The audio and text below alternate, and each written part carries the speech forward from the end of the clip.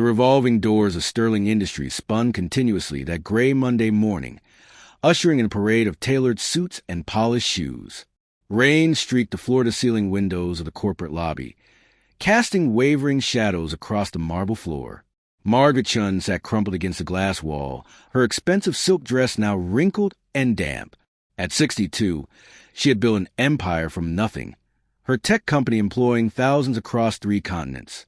But today, 12,000 miles from home in Shanghai, she felt smaller than she had in decades.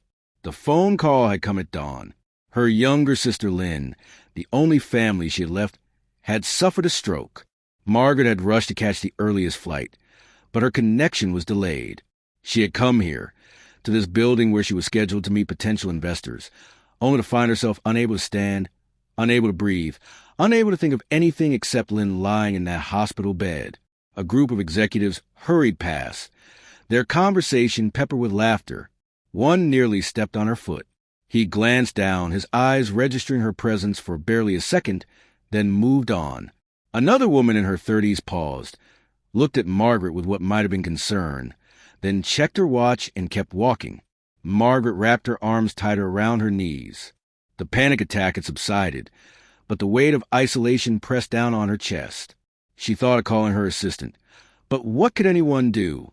The next flight to Shanghai was not for another 8 hours. She closed her eyes and remembered her mother's voice, singing old Mandarin lullabies when Margaret was small, before the poverty, before the years of relentless work that had driven her to leave everything familiar behind in search of success. The sound of a rolling cart made her look up. An older man in a gray maintenance uniform was slowly making his way across the lobby, a yellow mop bucket trailing behind him. He had to be in his late 50s, with silver threading through his dark hair and deep lines around his eyes that spoke of decades of hard work. He stopped when he saw her. For a moment, Margaret expected him to ask her to move, to tell her she could not sit there. Instead, he set down his mop and walked slowly toward her, his weathered hands clasped in front of him.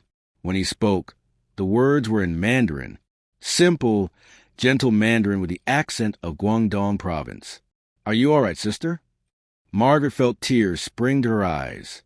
3 hours in this building, surrounded by hundreds of people, and this was the first person who had truly seen her. The first voice that sounded like home.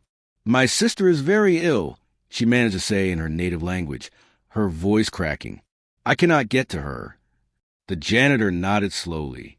He did not offer empty reassurances or rush to fix what could not be fixed. He simply lowered himself to sit beside her on the cold floor, his movements careful, as if his knees troubled him. "I am Thomas," he said. "I have been away from home for 33 years. I know what it feels like to be so far, when your heart needs to be somewhere else." They sat in silence for a moment. Business people continued to flow around them like water around stones in a stream.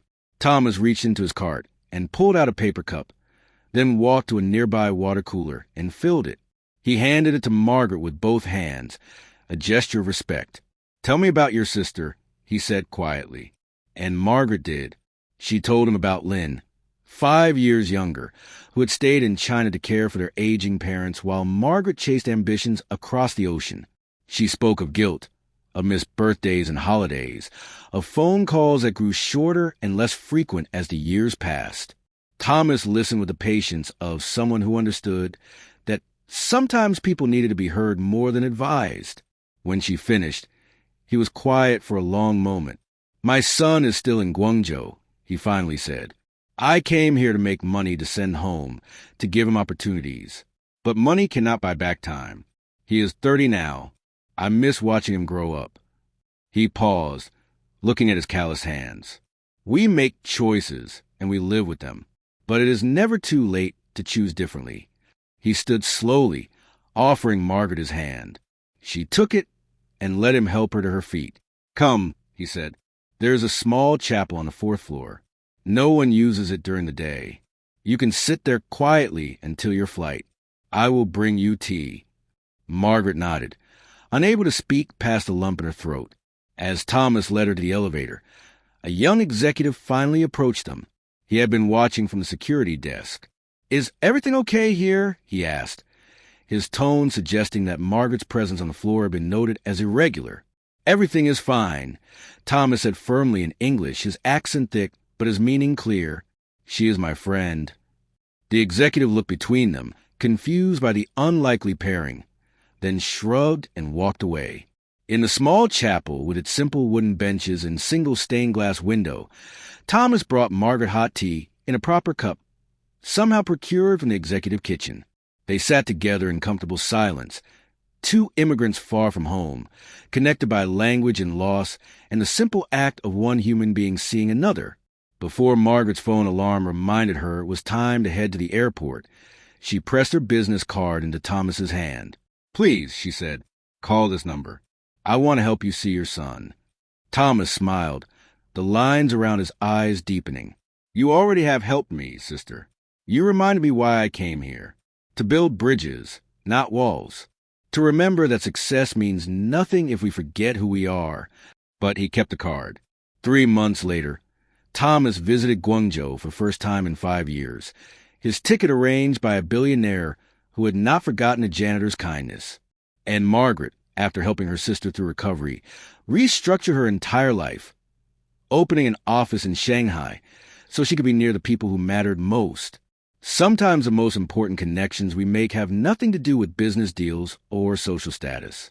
Sometimes they happen on a cold floor, between two people who simply chose to see each other as human.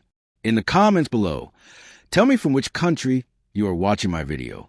If this story touched your heart, please like, share, and subscribe. Leave a comment below telling us about a time when a small act of kindness made a big difference in your life. Your story might inspire someone else today.